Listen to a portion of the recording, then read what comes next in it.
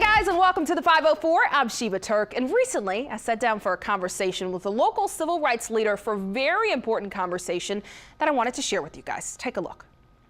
Dr. Raphael Cassimere Jr. is a retired emeritus professor at the University of New Orleans, but he has a long history with the university since he was not only a student there, but the university's first black professor. We recently sat down for a conversation and talked about his role in the civil rights movement. His first memory of fighting against racism was actually in his early teenage years when he got tired of seeing a screen on the bus that read, "For colored patrons only." And I remember when I was going to, must have been Bell High School, so I was 13 years old.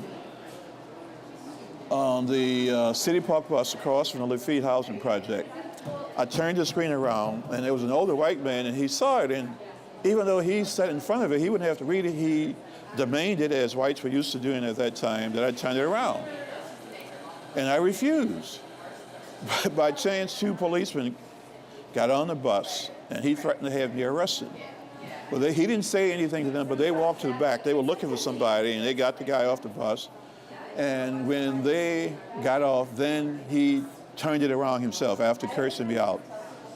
And to me, that was my first little civil rights victory. That was before I got involved in anything. That was just my little personal protest. But I remember when the screens came off, I was a junior in high school. It was the night of the seniors' graduation, and I sat right behind the driver. And one of the things that really surprised me was not only the response of the driver, but a lot of blacks didn't think I should be there. Well, you know, you shouldn't abuse your privilege. Well, my thought is, hey, you have the right, why not use it? And when he became a student at the University of New Orleans, the discrimination continued. We could not eat in the school cafeteria. It was leased to Morrison's. But Morrison's operated a stand-up snack bar in another building. And we tolerated that for more than a half a year. And then when the sit-ins began at Southern in Baton Rouge, the spring of 1960, then we began to look at things differently. And we started a boycott of the snack bar.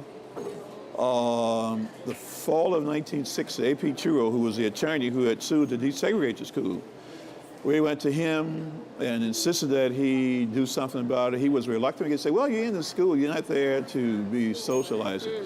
But he went back, threatened the university, and the university decided that, okay, Morrison either has to serve everybody or fall for this lease, which it did.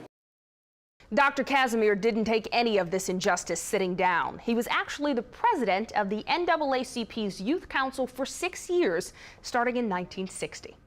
We worked on the voter registration campaign for the Kennedy-Nixon election in 1960. And that's how I found out how a lot of old blacks really wanted to register to vote, but it was difficult because the tests, you had to fill out a form, calculate your age to the day. So I am now 29 years, 6 months, and 13 days. And if you were 1 day off, you failed the test. You're kidding. No, I'm not kidding. So that was one thing we worked on. But we found that people really wanted to register to vote. We didn't make much headway because, again, that one error would cause you to fail and you could not go back and reapply for 30 days. And when Dr. Cassimere thinks back on this fight for equality, he points out the strength of women. The women were the bravest people, not necessarily the brightest, because they would do things I would have to think twice about. But they were brave.